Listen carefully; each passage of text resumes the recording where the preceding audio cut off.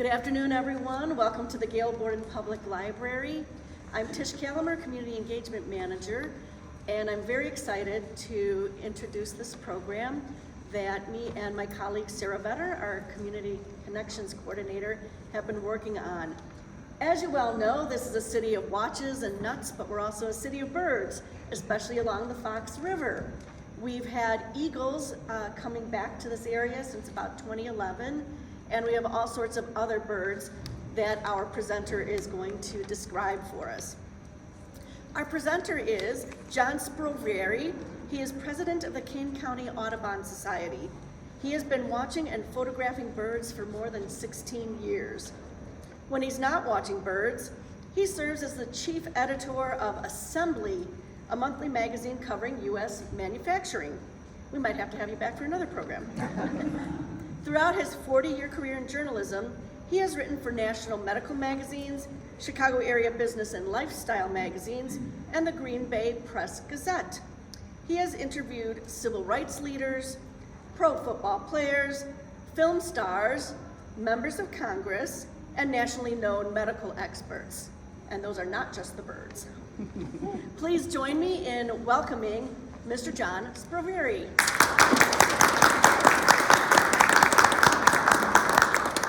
Good afternoon, everyone. Thanks so much for joining me this afternoon on a snowy day. Really appreciate it. The folks at Gale Borden Library here asked me to talk about birds today in honor of National Bird Day. National Bird Day was created in 2002 by the Avian Welfare Coalition to raise awareness about the plight of birds worldwide and some of the difficulties they're facing. And so what I'd like to do today is talk to you about birds here on the Fox River and hopefully raise some awareness about the river and its importance for birds. I think we've all heard the phrase canary in a coal mine, and that stems from the fact that back in the day, coal miners used to take canaries with them into coal mines, and if the canaries perished, they would perish before people did. So if conditions were bad in the mines, they could just look at their bird and know that they had to get the heck out of here. And I think the same is true today in a much broader sense, that what's good for birds in our environment today is certainly good for people. So if we can protect our environment and protect our birds, we're going to be protecting ourselves as well. So, as the introduction said, I've been birding for about 16 years. I was not always a birder. I was always an outdoors person, though. And about 16 years ago, I had the great opportunity to visit Costa Rica, and you can't walk 5 feet without bumping into a spectacular bird. And it got me thinking, what birds are out here? Here in Illinois, in my own backyard, and before I would look at the Fox River and I would think, oh, well, that's just duck. And then as you look closer, you find out there's actually quite a few different kinds of ducks and a whole slew of really hundreds of different species you can see along the river, and we're going to talk about that today. So first, a quick word about Kane County Audubon. We began in 1966. We have more than 250 members. We meet once a month on the second Wednesday of each month at the Hickory Knolls Discovery Center in St. Charles.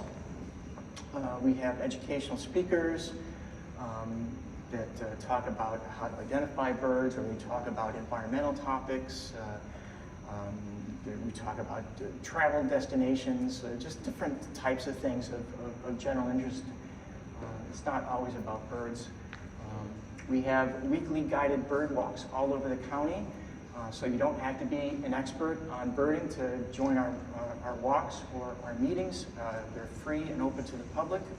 So if you're interested in birds or just want to get out in nature, come to one of our walks and see what we're all about. We also do a census of birds in the area in both the spring and the winter. We just got done doing our December bird count over the Christmas week.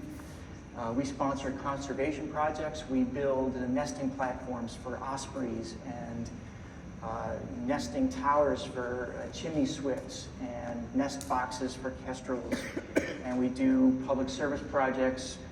We visit forest preserves and help remove invasive species and things like that. So if you're at all interested, visit our website, kanecountyaudubon.org, or shoot me an email at tweetsbro@gmail.com. So, this is the notorious gangster Willie Sutton. And when asked why he robbed banks, Willie replied, "Because that is where the money is." Similarly, why is the Fox River a great place to go bird watching? Well, I can tell you it is because that is where the bugs are. I'm going to go over here, sorry. The bugs are.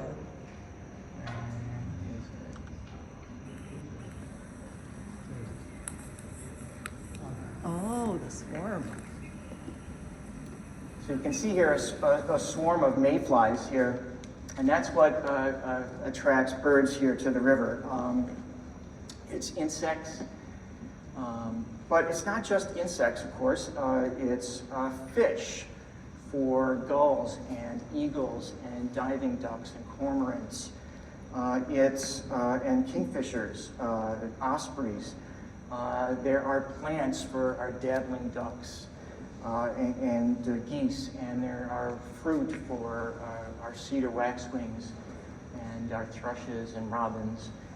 So it also provides a nursery for young. It provides protection from predators.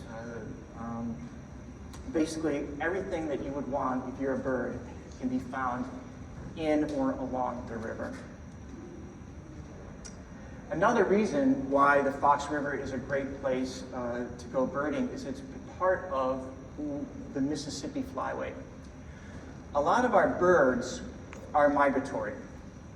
They spend the summer in North America and Canada, and they spend the winter in Central and South America. They have basically four major routes to do this. They either can migrate along the eastern seaboard or the western seaboard along the Pacific coast. They migrate along the Rocky Mountains. And then finally, and most importantly, they migrate along the Mississippi River. It serves as both a source of continuing sustenance and also sort of a navigation aid, right?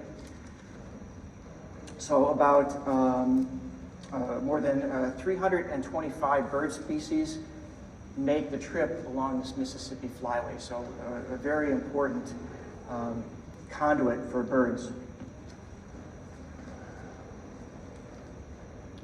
So this here is a list of the top 20 bird watching locations in Kane County. I know it's kind of a busy slide here, but what I wanted to draw your attention to is that 7 out of the top 20 spots for bird watching are on the river, directly on the Fox River, and 11 of the top 30 spots are along the river. And here are those spots. But one thing that I really, really love about Kane County is that they have done such a great job, I think, of preserving wild spaces and open spaces. I grew up in DuPage County, and my grandparents are in Cook County, and I can tell you, I think Kane does a far better job than either of those counties in terms of preserving open space and really having quality habitat. But this is just a fraction of really the spots that you can go birding along the river, just to name a few. Fersen Creek Fen, Gunnar Anderson, Tekakwitha, Quarry Park, Norris Woods, Red Oak Nature Center, Lippold Park, Glenwood Park, Seba Park right down the road here. So, and really, if you look at it too, there's quite a few preserves that are actually not all that far from the Fox River too, so they certainly benefit from proximity to the river. Oh, yeah. So what I'd like to do now is sort of take you on a journey of sorts along the river by season. And that's because the birds change with the seasons. As I said, a lot of birds are migratory, so some birds you're only going to see along the river at certain times of year, and other birds you're going to see year-round, and we'll talk about that. I should also point out that with 4 exceptions, all the photos here were taken by me in Kane County and almost entirely along the river. So, of course, the big attraction here along the Fox River is bald eagles, just a tremendous conservation success story, and I just love seeing eagles. It never gets old. These are such magnificent birds. So they come here, particularly right this time of year is the best time to see them. These are birds that their favorite food is fish. So when it's cold out and water freezes, it concentrates them to where there's open water. So the best place to find eagles in the winter is along dams, because that's where the open water is, and that's where they're going to be able to find fish.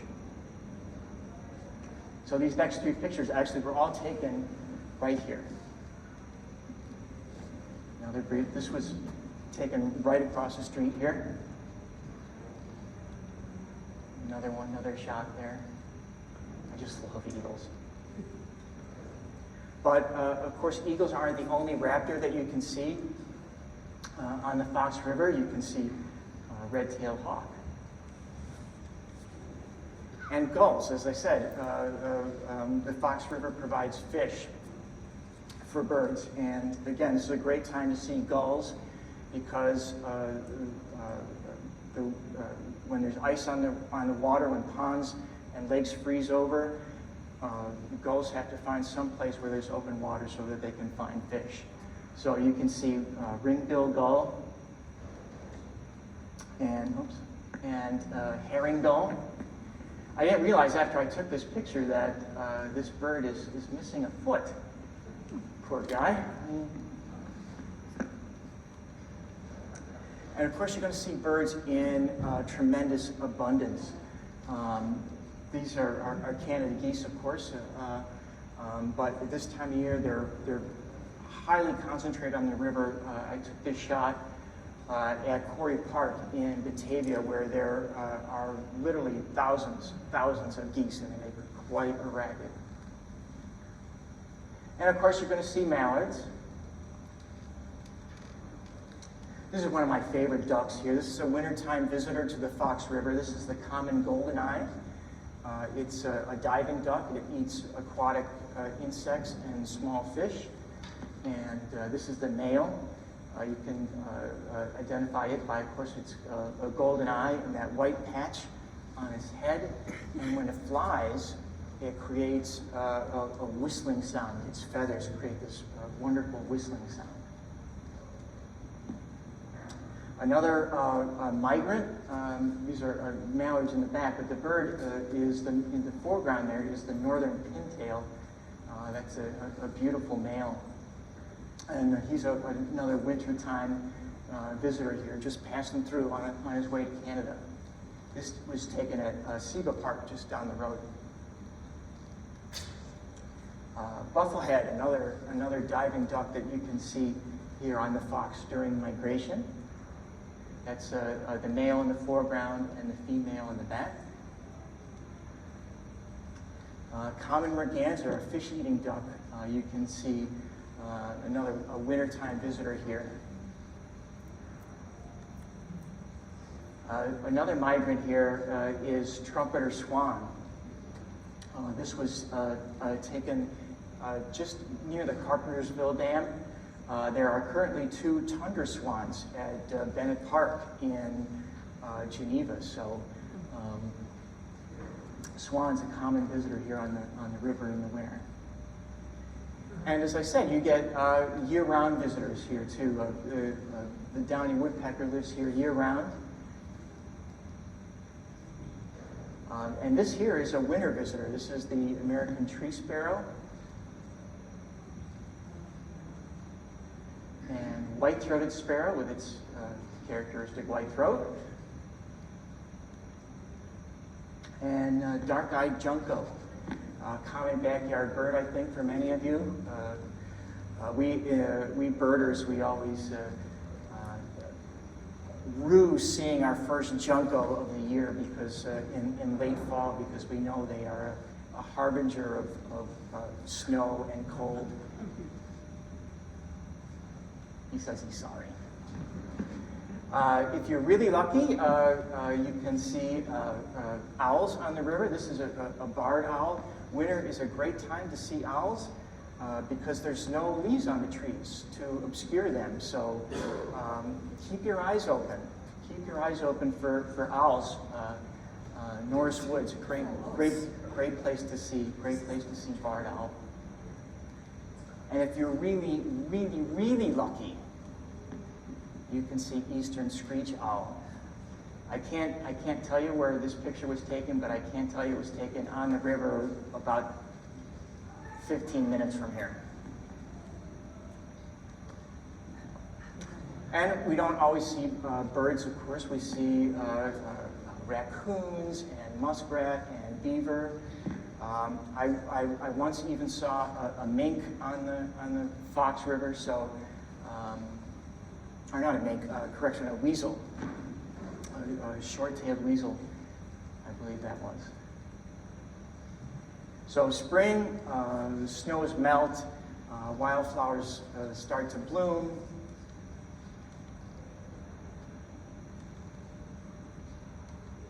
And with flowers come insects, and with the return of the insects come return of our birds. And this is a great horned owl. This picture was taken at Fabian Forest Preserve right along the river in Batavia. And I don't know how many of you know about this. This is a very famous owl. He was nesting. He had been nesting at Fabian Forest Preserve for many, many years, and raising young. And it was right out in plain sight and would just attract all kinds of photographers like me. And at some point, the oak tree got a little bit too decayed, and it represented a bit of a safety hazard. And they decided to cut it down, and so the owl lost its nesting site. If you look closely here, you can just see the owlet here peeking out behind mom or dad there.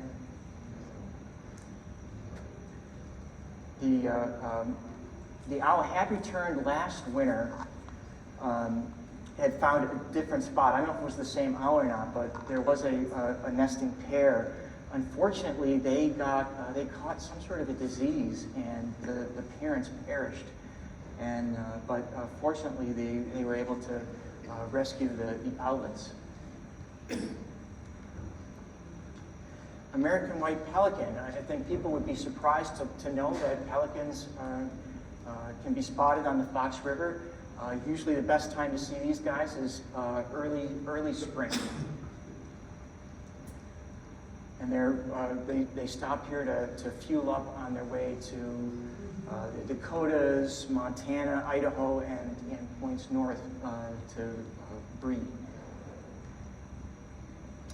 Ducks are another common migrant in the spring that you can see on the fox, like this blue-winged teal. That's a male. And you can see coots and northern shovelers. That's the male northern shoveler here with the green head and the rufous flanks there, and that giant bill designed for taking aquatic plants. Shorebirds, another common migrant along the Fox River in the early spring. You can start to expect to see shorebirds, sandpipers and the like, beginning in May along the Fox and along flooded farm fields. This solitary sandpiper comes every year. You can spot him at the sandbars along Gunnar Anderson Forest Preserve, right behind the Geneva or the Kane County government offices there, that forest preserve. Carolina wren, another, he's actually a year-round resident here. Got quite a vocal repertoire here. He's singing away here. This is at Les Aarons Forest Preserve on our spring bird count in May. But the main attraction on the river that everybody wants to see is the warblers. These are just gorgeous, small birds, but they're absolutely gorgeous, and they have just lovely, lovely songs. And May, the river is chock-a-block with these birds. Some of them are passing through to points north, and some are year-round, will stay here for the summer to breed. So Tennessee warbler here, probably the plainest of our warblers. Black-throated blue warbler, this was taken at Les Aarons. Yellow rump warbler with his characteristic yellow rump and his yellow flanks there. Cape May warbler, his orange face and streaky breast. Palm warbler, that rufous top, and he loves to bob his tail. When you see him, he's more of a ground feeder. He likes to feed sort of closer to the ground and low bushes. And you can spot him because he's always bobbing his tail. Magnolia warbler. He'll stay here to breed and nest. Chestnut-sided warbler, that's my favorite warbler. Blue-winged warbler, this was also taken at Les Aarons. American redstart, that's the male. I love this picture. It's got an attitude, this guy. He likes to flash his tail when he's hunting for bugs. Prothonotary warbler, a very small little bird, but he's got a tremendous voice, and you'll hear him more often than you'll see him. But his voice is so loud, and he particularly loves to be on the Fox River. If you go to Les Aarons or Fabian, you will see small nest foxes that are either in the water or very, very close to the water. And they nest in hollow trees, but they will nest in birdhouses too. Yellow warbler in a cottonwood tree. Common yellowthroat. That's the male. And black and white warbler. This was taken by one of our members, Mark Messersmith. Beautiful bird. Summer brings an abundance of food, flowers and insects, and it's a great time to see young birds like these Canada geese, goslings, green heron, a common sight along the river. Interesting thing about the green heron is that they're one of the few birds that will use bait. They have been known to put feathers and things that float on the water to attract fish, and then they snap the fish up when they get attracted. Great blue heron. Actually, still a few of these hanging around. These guys should have migrated already, but there's still a few hanging around on the open water. We had 2 of them up at Carpentersville over the weekend. Great egret. Belted kingfisher, not my photo, I wish it was. One of our very talented photographer members, Bill Ludeman, took that picture. These are really hard birds to sneak up on. I don't know how he got that picture. Swallows. I showed you that swarm of mayflies earlier in the presentation. Swallows are insect-eating birds. They eat on the wing, and you will see hundreds of swallows of different species cruising up and down the river, snatching insects in mid-air. Tree swallow, one of the first swallows that arrive in the spring. They're cavity nesters, so they're competing with woodpeckers and wrens and chickadees and bluebirds for nesting cavities. So they are one of the first birds to arrive in the spring to get a territory. Barn swallow, very common along the river. Rough-winged swallow, northern rough-winged swallow, another common sight along the river. Red-headed woodpecker. A lot of our woodpeckers stay here all year. Red-headeds tend to migrate. They don't like it cold so much, so they will. There are some that hang around here in the winter, but quite a few of them will go to points south. But they love dead trees, and there's quite a few dead trees along the river. This was shot at Les Aaron's. Eastern bluebird, pretty bird. Ruby-throated hummingbird. This is the female here. Rose-breasted grosbeak. We get these guys in our backyard during migration. They will take our sunflower seeds before they scatter around, and they'll stay here to nest in the summertime. And here's Mrs. Rose-breasted grosbeak with a beak full of nesting material. This was taken at Les Aaron's. That's one of my favorite forest preserves. Brown-headed cowbird. These birds will lay their eggs in, these are grassland birds, but they lay their eggs in the nests of other birds. So you can see them just about anywhere because they're looking for other people's nests. And of course we get American goldfinch, very common backyard bird, I think, for many of us. And they stay here year-round. They don't look this pretty, though, in the winter this time of year, do they? They get very muted in the winter, but in the summer, they get this lovely yellow color. Wood duck, another one of my all-time favorite birds. Very common sight along the Fox River, and you'll see these birds will nest in hollow trees, but they will readily nest in boxes, and nest boxes, man-made boxes that are along the river. Flycatchers, another insect-eating bird that you're going to be able to see along the river. Flycatchers like to sit on an exposed, tall exposed perch, like you see here this willow flycatcher is doing, and they scan the sky looking for insects to fly by. When they see a bug fly by, they fly up and they grab it, and they fly right back down to that spot. So they're usually a cooperative bird to photograph.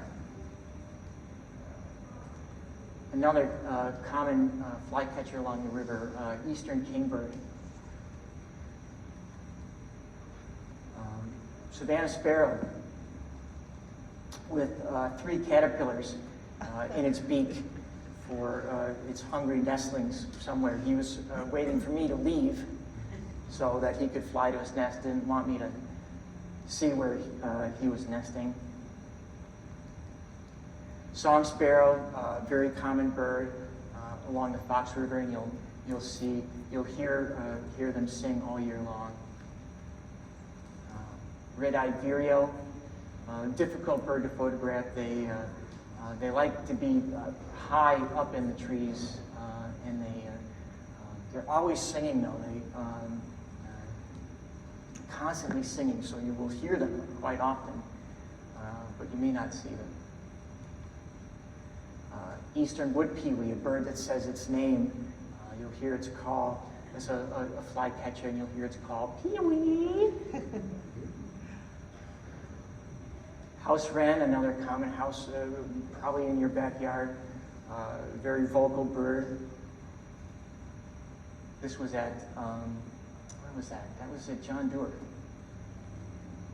Forest Preserve. Gray catbird, another bird with an extensive vocal repertoire. Likes to hang out in tangles and shadows, so you don't really get a really clear picture of him sometimes. Indigo bunting, I couldn't get a picture of the male, a good one anyway, a picture of the males. The males are this vibrant blue, and they like to perch out in the open and show their bright, brilliant blue color, but the female is brown and for camouflage purposes. But you'll see here she's got a beak full of spider webs to line her nest with. And of course, we don't always see birds too.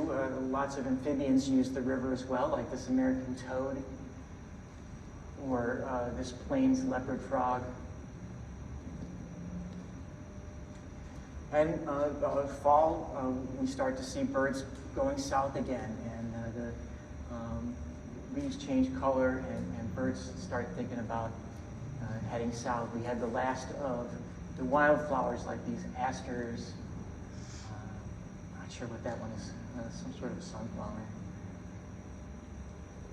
And the birds are starting to flock up to head south. But you can still see plenty of birds in the fall. Baltimore Oriole won't be along too much longer in the fall. Beautiful male here. Yellow Warbler, I had a picture of him earlier, but I put him in again because he's one of the few warblers that will stick around pretty late in the year. It's an omnivorous bird. It prefers insects, but will readily eat fruits, and so it can hang around a little longer than some of the other warblers. The same with thrushes. This hermit thrush likes insects, but will eat fruit. Lots of honeysuckle along the river. And cedar waxwings, another late bird that you can see in the fall because it'll eat fruit as well as insects. And again, we have birds that live here year-round, like this white-breasted nuthatch. So on a National Bird Day, I thought maybe I'd include this slide here next to a song sparrow, just to kind of talk a little bit about how we can help our native birds. And one of the easiest ways that we can do that is to plant native plants in our yards. We all have gardens, or many of us do, and certainly, my wife likes her roses and hydrangeas, but make room for some native plants too. Native plants are going to attract native insects, and the native insects are going to attract birds. So think about planting native plants, and while you're at it in the fall, don't toss all those leaves. Try to leave some for the birds, because those leaves are going to harbor wintering insects and cocoons and things like that, and that birds can take advantage of. Limit your use of pesticides and rodenticides. I don't know how many of y'all are regular Facebook viewers. There was a great story on Facebook just this past week about an eagle that was in distress. Yeah, where was that? It was up north, Algonquin. Thank you. And they had found it on some ice floating, and it was clearly ill. They were able to, they got a kayaker out there to rescue it, and they brought it to a rehab center. And the latest thinking is that that young eagle probably ate a mouse or a rat that had been poisoned, and then the eagle itself had become poisoned. So if you don't, you know, I mean, obviously nobody wants rats or mice in their house, but you know, think about maybe not using poisons, okay? Keep your cats indoors. I know maybe some of you are cat lovers, but cats kill a lot of birds, folks. They're one of the leading causes of death for our outdoor birds. So keep your cats inside. Turn off lights during migration. In the spring and the fall, birds, among the different ways that birds navigate is by stars. And lights can confuse them.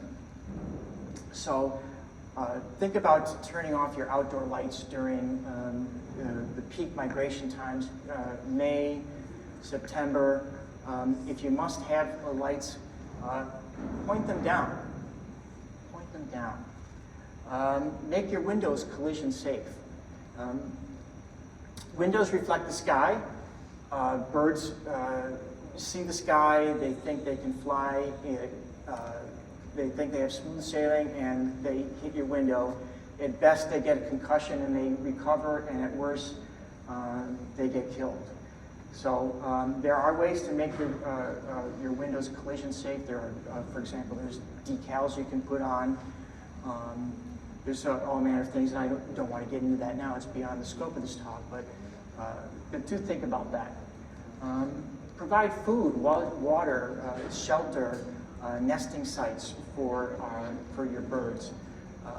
My wife and I have a suet feeder and a sunflower seed feeder in our yard, and we get rewarded by all sorts of birds. We have red-breasted nuthatch and white-breasted nuthatch, and we have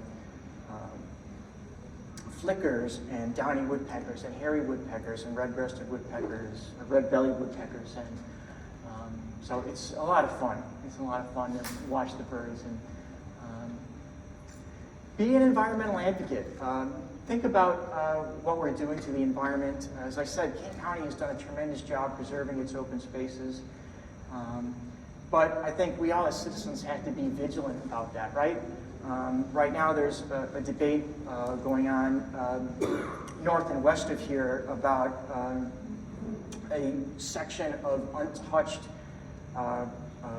Illinois prairie, one of the last remaining bits of Illinois prairie, and they want to build a road through it to expand an airport near Rockford. So things like that. Be aware, be a voice. Our birds can't lobby our legislative leaders, but we all can, right? So, as I said in the beginning, what's good for birds is also good for us. And finally, I would just say, put down your phones, turn off your TVs, and get out and enjoy nature. Get out and, as I said, before I became a birder, I would look at the river and oh, that's a duck. Now I look at the river and I think, oh, there's a common goldeneye, there's a canvasback, there's a redhead, there's a pintail, and you get excited. There's so much variety out there, and I think when we enjoy nature, we care about it more. If we're out there, and we will care about it more, and we want to protect it. So that would be my biggest advice. Get out there and enjoy nature. Well, if that's all, we want to really thank John Sprovieri for Thank you. Thank you. Appreciate your attention. Appreciate your attention. If anyone is interested, I have my spotting scope and I have my binoculars.